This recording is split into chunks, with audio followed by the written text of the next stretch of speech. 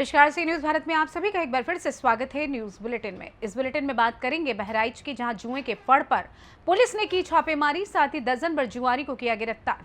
और आगे बात करेंगे बुधनी के ग्राम रामनगर की, जहां महिला के साथ हुए गैंग रेप का मामला आया सामने। आगे बात होगी सीतापुर जिले की, जहां पुलिस ऑफिस से महिला पुलिस कर्मियों की मिशन शक्ति अभियान की रैली को किया गया रवाना। इन तमाम खबरों पर करेंगे विस्तार से चर्चा। जनपद बहराइच के कोतवाली देहात एवं एसओजी पुलिस की टीम ने देर रात छापेमारी करके दर्जनों जुआरियों को गिरफ्तार किया है। एसपी वृंदा शुक्ला ने बताया कि मुखबिर की सूचना पर देर रात सीओ हर्षिता के नेतृत्व में कोतवाली देहात एवं एसओजी पुलिस को छापेमारी के लिए तैयार किया। उसके बाद नगर कोतवाली क्षेत्र के नजीरपुरा में एक गोदाम पर छापेमारी की गई, जहां पर दर्जनों लोग जुआ खेलते पाए गए। एसपी ने और क्या कुछ बताया, आइए आपको सुनवाते हैं। पूरा क्षेत्र में चुन्ना गोगे बेकरी फैक्ट्री के ऊपर एक कमरे में नियमित रूप से, जहां पर बड़े स्तर पर जुआ लंबे समय से चल रहा था, वहां पर रेड की गई और जुआ खेलते समय 12 अभियुक्तों को पकड़ा गया। 12 लोगों की गिरफ्तारी कर ली गई है और कुछ लोग डर के पुलिस की टीम को देख के भाग गए, जो अपने मोबाइल फ़ोन और वाहन पीछे छोड़ के भाग गए। तो 13 मोबाइल फ़ोन वहाँ से बरामद किए गए हैं, 10 वाहन वहाँ से बरामद किए गए एवं जो भागे हुए लोग हैं उनके संबंध में भी जानकारी की जा रही है। और उल्लेखनीय बात ये है कि ताश के पत्ते और जो वहाँ पे कैश 41,550 रुपये बरामद हुआ। उसके साथ साथ एक अदद तमंचा .315 बोर का और एक अदद पिस्टल .32 बोर की 2 जिंदा कारतूस के साथ भी वहाँ से बरामद हुई। और जिनकी बेकरी है चुन्ना उर्फ गोगे, ये हिस्ट्री शीटर हैं कोतवाली नगर के। इनके विरुद्ध 22 मुकदमे पूर्व में पंजीकृत है। बहराइच से सी न्यूज़ संवाददाता कृष्ण चंद्र शुक्ला की रिपोर्ट। 2 अक्टूबर की रात महिला ने गैंगरेप होने के बाद बुधनी थाने में बताई। वहीं 4 लोगों द्वारा गैंगरेप करने के आरोप लगे थे। वहीं 3 लोगों के नाम एफआईआर में लिखवाए। बुधनी एसडीओपी ने मीडिया को जानकारी देते हुए बताया कि महिला बुधनी के ग्राम पीली करार की रहने वाली है और वह पथरी के इलाज हेतु रामनगर में गई थी, जो बुधनी में ही आता है। वहां से वापस आते समय आरोपियों ने घटना को अंजाम दिया है। और क्या कुछ एसडीओपी के द्वारा जानकारी दी गई है, आइए आपको सुनवाते हैं। रामनगर में 2 तारीख को शाम के वक्त सूचना मिली थी कि महिला के साथ बलात्कार की घटना हुई है। पुलिस द्वारा जब तत्काल मौके पर पहुंचकर साक्ष्य एकत्रित किए गए हैं और चूँकि महिला ने जो एफआईआर नोट करवाई है उसमें जो आरोपी हैं वो अज्ञात हैं। इसमें से एक व्यक्ति की पुष्टि कर ली गई है, बाकी 2 व्यक्ति और हैं वो संदेही हैं। उनसे पूछताछ के आधार पर अग्रिम कार्रवाई की जाएगी। एक व्यक्ति जो गिरफ्तार किया गया है उसको आज माननीय न्यायालय में पेश किया जाएगा और विवेचना चल रही है। और 2 व्यक्ति यदि उनके खिलाफ भी सबूत पाए जाते हैं तो उनको गिरफ्तार करके माननीय न्यायालय में कल पेश किया जाएगा। सर, इसमें सुनने में आ रहा है कि आरोपियों को लेकर के भी कुछ संदेह परिजनों ने जताए हैं कि आरोपी जबरदस्ती बनाया गया है। देखिए, निश्चित रूप से चूँकि आरोपी अज्ञात थे, महिला का भी क्षेत्र उसके लिए भी अज्ञात था, वो महिला आरोपियों को नहीं जानती थी, लेकिन इसलिए परिजन आरोप लगा रहे हैं कि वो वहाँ पर नहीं थे। लेकिन जो भी आरोपी हमने बनाए हैं या बना रहे हैं, प्रक्रिया में हैं, उनके खिलाफ हमारे पास पर्याप्त सबूत हैं। घटनास्थल से साक्ष्य भी एकत्रित किए गए हैं। सीडीआर भी हम लोगों ने प्राप्त की है। सीडीआर के आधार पर और घटनास्थल से जो साक्ष्य मिले हैं उसके आधार पर अग्रिम कार्रवाई की जाएगी। बुधनी से सी न्यूज़ संवाददाता पीयूष बिल्लोरे की रिपोर्ट। जनपद बुलंदशहर क्षेत्र के थाना खुर्जानगर क्षेत्र से एक दंपत्ति अपने एक मासूम बच्चों के साथ इंसाफ पाने के लिए एसएसपी दफ्तर पहुंचा। साथ ही एसएसपी से इंसाफ की गुहार लगाई। बता दें कि पीड़ित व्यक्ति ने बताया है कि वह खुर्जा क्षेत्र मोहल्ला कोट का रहने वाला है। पीड़ित व्यक्ति 9 तारीख 10 बजे अपने घर पर था, तभी रईस व शकील पुत्रगढ़ अपने अन्य साथियों के साथ पीड़ित के घर घुस गए और गाली गलौज करने लगे। जब पीड़ित ने इसका विरोध किया तो पीड़ित व उसकी पत्नी के ऊपर लाठी डंडों से हमला कर घायल कर दिया।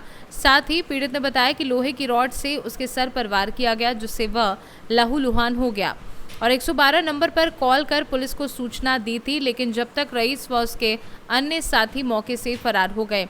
सूचना पर पहुंची पुलिस ने घायल को अस्पताल में भर्ती कराया, जिसके बाद पुलिस ने आरोपियों के खिलाफ तहरीर देकर कार्यवाही शुरू कर दी। लेकिन एसएसपी दफ्तर पहुंचे पीड़ित ने बताया कि थाने में कोई सुनवाई न होने के कारण वह अपने इंसाफ पाने के लिए एसएसपी दफ्तर आया है और एसएसपी साहब को तहरीर देकर सही जांच कर कार्यवाही की मांग कर रहा है। क्या नाम है आपका? यूसुफ, सीमा खुर्जा का रहने वाला हूँ। एसएसपी ऑफिस किस लिए आए हैं? जय हिंद सर। एसएसपी ऑफिस अपनी दरखास्त के लिए आया हूँ। मुझे इंसाफ चाहिए। 4 लोग मेरे घर में ज़बरदस्त मेरे घर में घुसे और उन्होंने जो ना मेरे पीछे मारपीट कर दी। मारपीट करने के बाद में एक रॉड भारी सी उठाई, लोहे की मेरे सर में मार दी, मैं बेहोश हो गया। मेरी बीवी ने विरोध करा तो उसको भी घायल कर दिया। उसकी बीवी ने लक्ष्मी नसरीन ने, तो उसके बाद में भी लोगों ने कोई हमें बचाने की कोशिश नहीं करी। उसमें फिर मैं घायल होने के बाद में मैं बेहोश हो गया। कोई भी हमारे उठाने को मुयस्सर नहीं हुए। मैं पड़ा रहा वहाँ पे 1 घंटे तक, कोई कार्रवाई नहीं हुई, कोई भी सुनवाई नहीं हुई। बुलंदशहर से सी न्यूज़ संवाददाता अदनान इबाद की रिपोर्ट। चंदवा प्रखंड के चकला गांव के ग्रामीणों ने हिंडाल्को कोल माइन से प्रभावित होकर उपायुक्त को एक आवेदन दिया है, जिसमें उन्होंने अपनी समस्याओं को गंभीरता से लेने की अपील की है। ग्रामीणों का कहना है कि उनकी ज़मीनें और संपत्तियां सरकार द्वारा हिंडाल्को को दी गई हैं, लेकिन कंपनी द्वारा किए गए सर्वेक्षण में उनकी बस्तियों को नज़रअंदाज किया जा रहा है। ग्रामीणों का आरोप है कि लातेहार के रैयतों की ज़मीनें छीनी जा रही हैं, जबकि कोलवरी खोली जा रही है। इससे रैयतों को कोई लाभ नहीं मिल रहा। इसके अलावा ग्रामीण धूल गर्द से प्रभावित हो रहे हैं। उन्होंने ये भी बताया कि बिना ग्राम सभा की अनुमति के उनकी जमीनों का उपयोग किया जा रहा है। इन समस्याओं को लेकर ग्रामीणों ने उपायुक्त से उचित कार्यवाही की मांग की है। ये डीसी साहब आपको इंसाफ करेंगे जो आते हैं बार बार?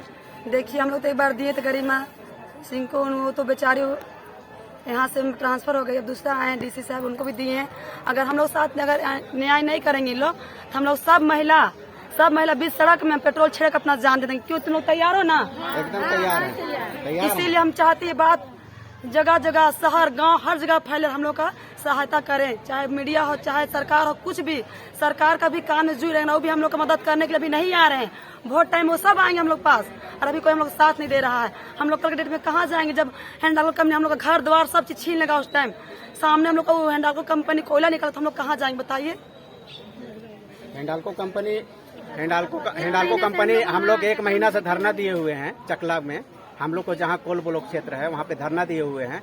हिंडाल्को कंपनी वहाँ पे आ नहीं रही बात करने के लिए। क्यों नहीं आ रही है? क्योंकि वो कुछ 4-5 चुनिंदा लोग से बात करती है कंपनी। हम लोग 1 महीना से बैठे हुए हैं ताकि कंपनी आए, कंपनी जो मेन बॉस हम लोग से आके बात करें, हम लोग का बात समझे। लेकिन वो ना चोर सब मुँह छिपा भाग जाता है। और जबकि हम लोग उनको सामने अच्छा से बात करने के लिए ना हम लोग साथ में आम सभा ना ग्राम सभा, हम लोग साथ में बैठना नहीं पसंद कर रहा। और जबकि जैसे जमीन लिया हम लोग को ना एक बकरी घुसा नहीं दे रहा गाँव में, हम लोग को मार के भगा दिया जा रहा है। लातेहार से सी न्यूज़ संवाददाता बबलू खान की रिपोर्ट। उत्तर प्रदेश शासन की मंशा अनुसार चलाए जा रहे मिशन शक्ति फेज 5 के तहत आज पुलिस अधीक्षक चक्रेश मिश्रा के निर्देशन में शारदीय नवरात्र के पर्व पर महिलाओं और बालिकाओं की सुरक्षा, सम्मान एवं स्वावलंबन के लिए एक विशेष अभियान शुरू किया गया। इस अभियान के तहत अपर पुलिस अधीक्षक उत्तरी प्रकाश कुमार ने पुलिस ऑफिस से महिला पुलिसकर्मियों की मिशन शक्ति रैली को हरी झंडी दिखाकर रवाना किया।